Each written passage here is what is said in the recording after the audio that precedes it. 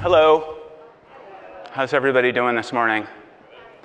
Excellent. I want to start off by polling the audience. So who here likes pasta?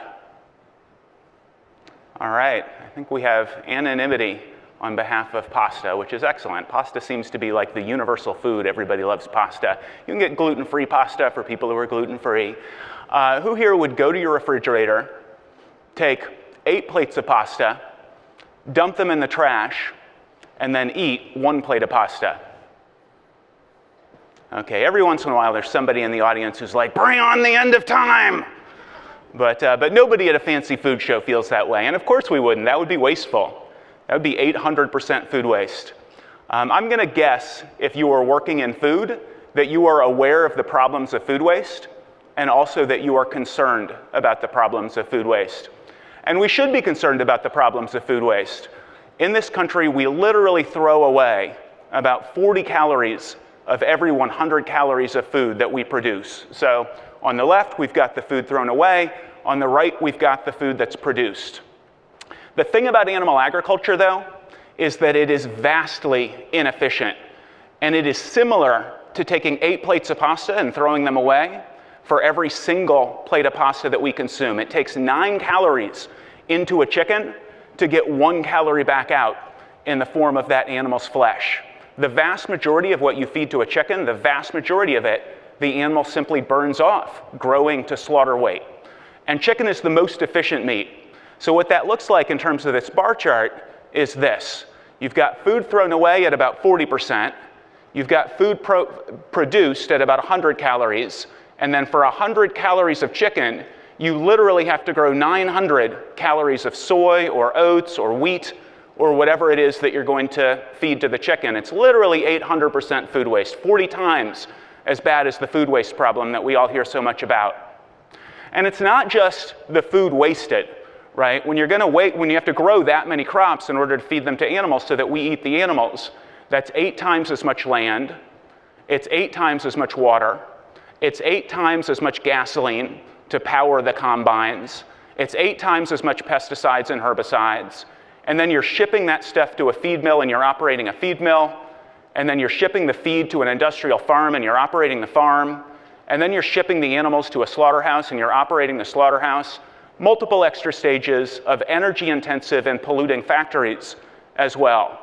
That is not a great way to feed by 2050 10 billion people. On the issue of climate change alone, more climate change is caused by industrial animal agriculture than by all forms of transportation combined. All of the planes, all of the trains, all of the automobiles, all of the everything in terms of transportation. On a per calorie basis, chicken is the least climate change inducing meat, and yet chicken causes 40 times as much climate change per protein calorie when compared to legumes like soy and peas. So what's the solution to all of this? One of the solutions is more conscious consumers. And we see this chart from Deloitte, which tells us that the traditional drivers of consumer choice, convenience, taste, and price, are more and more being displaced by consumers who care about health and wellness, who care about safety, who care about social impact, who care about experience. And that is extremely exciting. And yet, when you ask consumers, do you want organic beef? Do you want grass-fed meat? More than a third of them say yes. And yet probably a lot of people in this room realize that organic meat is at less than 0.5% of the meat industry right now. And grass-fed is at less than 1/5 of 1%. 1/400th of the meat industry is grass-fed products. So more and more consumers are eating those things. They're growing much more rapidly than the meat industry writ large, but they're still a long, long way away from price parity.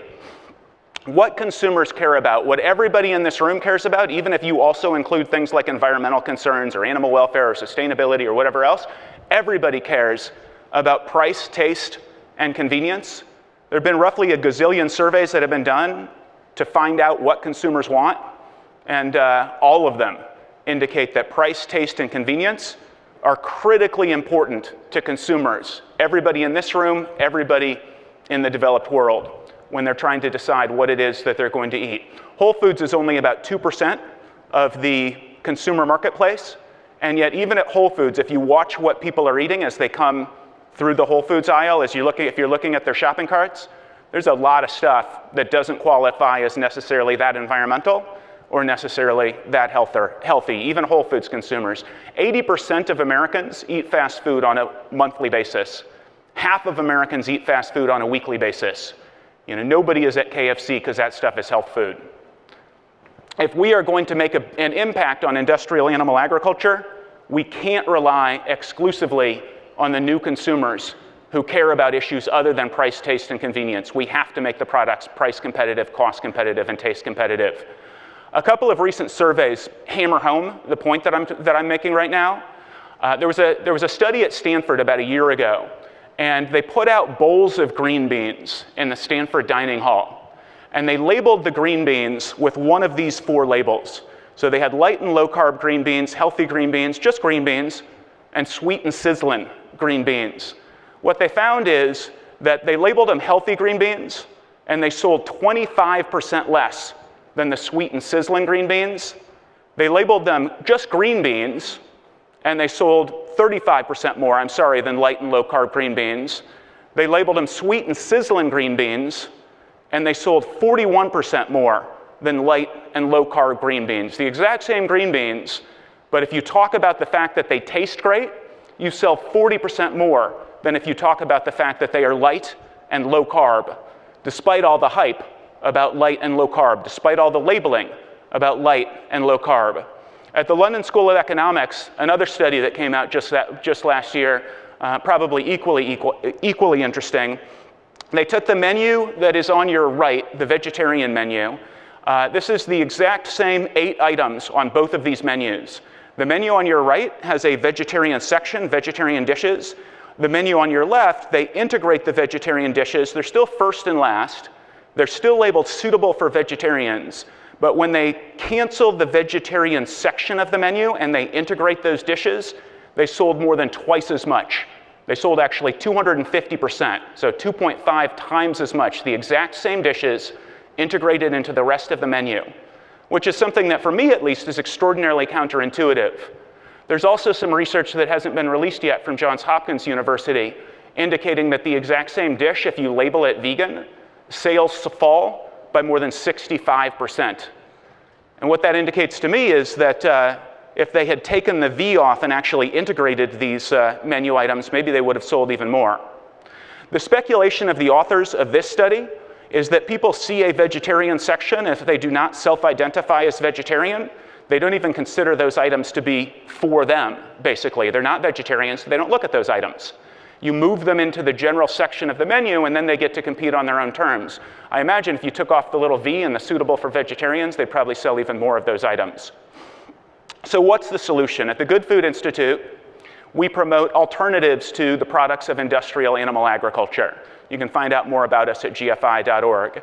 And we work with a lot of the companies that are producing these new products. And we help them to figure out, how do you market the food revolution? How do you market the products that are healthier, that taste, that are better for the environment, that are more sustainable, that are better for animals? And one of the brainstorms on the basis of what I've just been talking about is that we should label them like everybody else markets if we want to actually compete with the products of industrial animal agriculture. If we don't just want to compete with one another, if we don't want the veggie burgers in the vegetarian section to be competing with the other veggie burgers and we want them to compete with meat, we need to create the products that actually compete with the products of industrial animal agriculture. So this is Beyond Meat's chicken. When Bill Gates tasted this chicken, he wrote a blog about it. He invested in Beyond Meat. The blog is called The Future of Food. And he said, what I just tasted is not just a clever meat substitute. What I just tasted is the future of food. And it wasn't because there was another sort of vegetarian item for the vegetarians.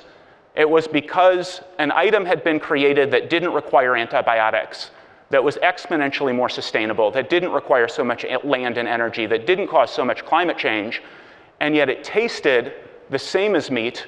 And because it is so much more efficient, as production scales up, it will actually be less expensive. So too the Impossible Burger. There are now, I think, dozens of restaurants here in San Francisco. It launched in San Francisco maybe a year and a half ago, and now there are dozens of restaurants in San Francisco that offer the Impossible Burger. The Impossible Burger comes from basically the same brainstorm, a biochemist from Stanford University named Pat Brown, who wants to basically compete with industrial animal agriculture because he's so concerned about climate change. And the marketing for the Impossible Burger and the marketing for the Beyond Meat products, if you go to Beyond Meat's website, if you go to Impossible Foods' website, it's really all about this product tastes amazing. You know, save the world, yes, but that's an ancillary benefit to the fact that the product tastes amazing. And more people in the plant-based and the clean meat world are marketing products with a focus on those two things.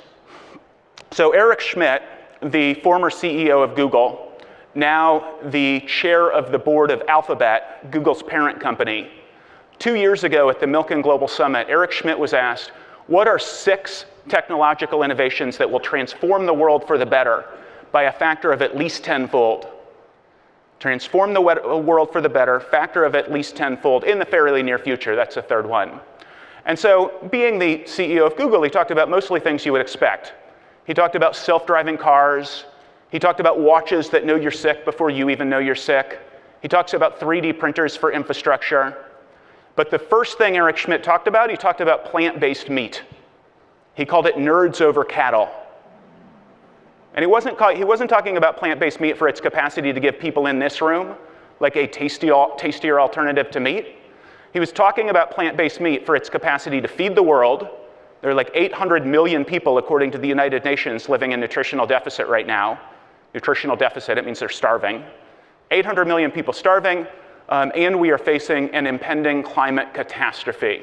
So those are the two things that Eric Schmidt was talking about. He was talking about plant-based meat for its capacity to feed the world products that are so much better from a sustainability standpoint, high-quality protein, and that will actually make a positive impact on our climate relative to the products that they will be displacing.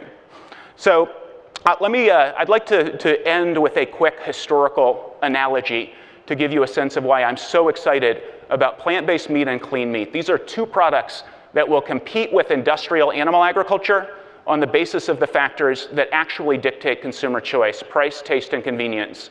So it's innovation and it's markets. So flashback with me to 1898. The streets of New York City, there are 175,000 horses on the streets of New York City. Those horses are laying down 50,000 tons of excrement every single month. The streets of New York City, and the streets of all the world's great cities, are plagued by flies, covered in excrement, and there are horse carcasses everywhere. So the world's first ever urban planning conference is convened, and people come from all over the world, and the only item on the agenda is, what do we do about all of the horse shit? They can't figure it out. It's supposed to be a 10-day conference. 48 hours later, everybody goes home despondent. This is 1898. 10 years later, Henry Ford introduces the Model T. And 4 years after that, there are more cars than horses on the streets of New York City, and horse-drawn carriages were swiftly relegated to the status of tourist attractions. We are facing a lot of problems that are a result of industrial animal agriculture. The end of working antibiotics, climate issues, sustainability issues, water use and pollution issues, biodiversity issues. And we have been educating people about these harms for a really long time, and it's working, but it's likely to work only up to a point. I'm absolutely convinced that with markets and food technology, with plant-based meat and clean meat, which is real meat grown directly from cells, I think we can get to a place where the idea of growing crops to feed them to animals so that we can eat animals is every bit as antiquated as the horse-drawn carriage. It's markets and it's food technology, and they're going to save the world. Thank you.